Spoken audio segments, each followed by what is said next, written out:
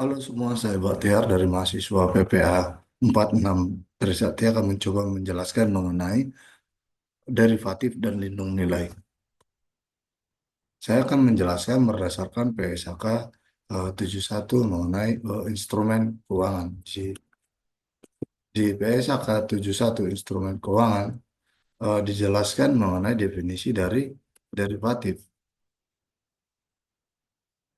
Derivatif merupakan instrumen keuangan atau kontrak lain yang eh, memiliki tiga karakteristik. Yang pertama, nilai berubah sebagai akibat dari perubahan variabel yang telah ditentukan, antara lain suku bunga, harga instrumen keuangan, harga komoditas, kurs valuta asing, indeks harga atau indeks suku bunga, peringkat kredit atau indeks kredit atau variabel lain. Yang kedua, tidak mensyaratkan investasi awal neto atau investasi awal neto dalam jumlah yang lebih kecil dibanding dengan jumlah yang disyaratkan untuk kontrak jenis lain yang diperkirakan akan menghasilkan dampak serupa sebagai akibat perubahan faktor pasar.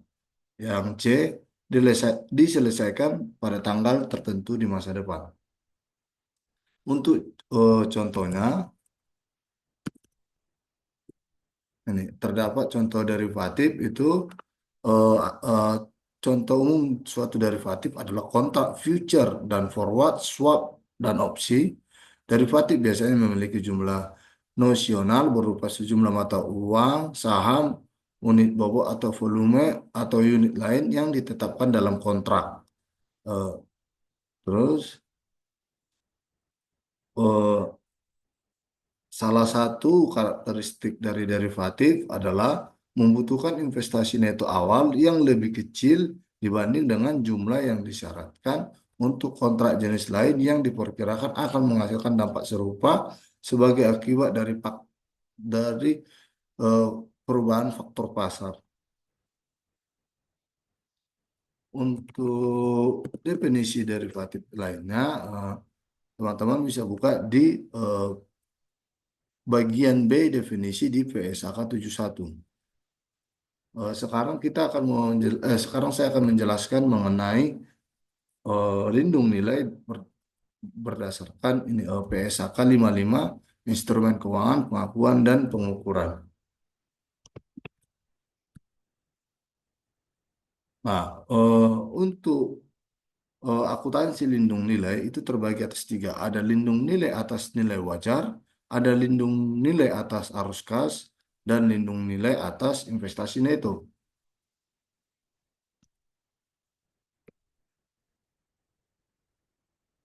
Nah, instrumen lindung nilai adalah yang pertama derivatif yang telah ditetapkan untuk tujuan lindung nilai. Yang B, aset keuangan non derivatif atau liabilitas keuangan non derivatif yang telah ditetapkan untuk tujuan lindung nilai hanya untuk nilai atau risiko perubahan kurs. Yang nilai wajar atau arus kasnya diekspektasikan dapat saling hapus dengan perubahan nilai wajar atau arus kas dari item lindung nilai.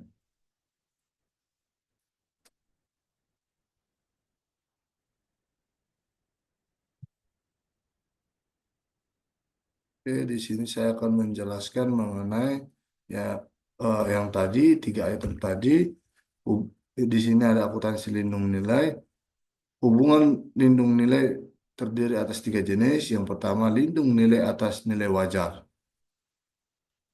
Merupakan suatu lindung nilai terhadap exposure perubahan nilai wajar dari aset atau liabilitas yang diakui atau komitmen pasti yang belum diakui atau bagian yang telah diidentifikasi dari aset, liabilitas, atau komitmen pasti tersebut yang dapat diatribusikan pada risiko tertentu dan dapat mempengaruhi laba rugi. Nah, yang kedua, lindung nilai atas arus kas.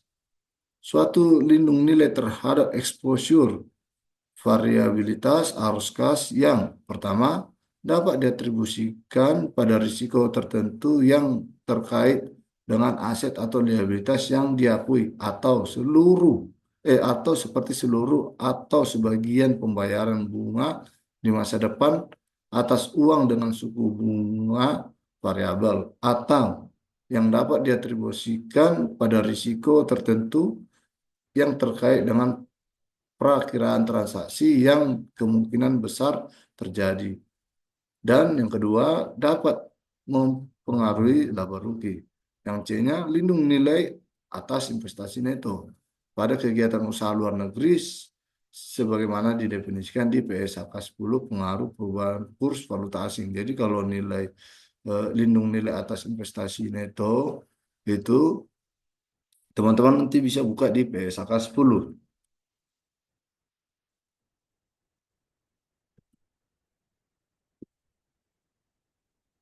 Di sini saya akan menjelaskan mengenai contoh dari lindung nilai atas. Contoh dari lindung nilai atas nilai wajar adalah lindung nilai atas exposure perubahan nilai wajar instrumen utang dengan suku bunga tetap yang disebabkan perubahan suku bunga. Lindung nilai ini dapat diakui oleh penerbit atau pemegang instrumen. Contoh dari lindung nilai arus kas adalah penggunaan swap untuk pengubah utang dengan suku bunga mengambang menjadi utang dengan suku bunga tetap.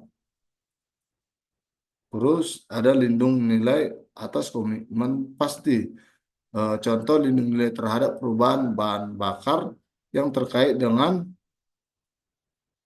komitmen kontraktual yang belum diakui yang dimiliki oleh perusahaan listrik untuk membeli bahan bakar pada harga yang telah ditetapkan.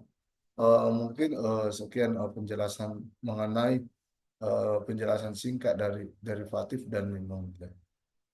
Terima kasih.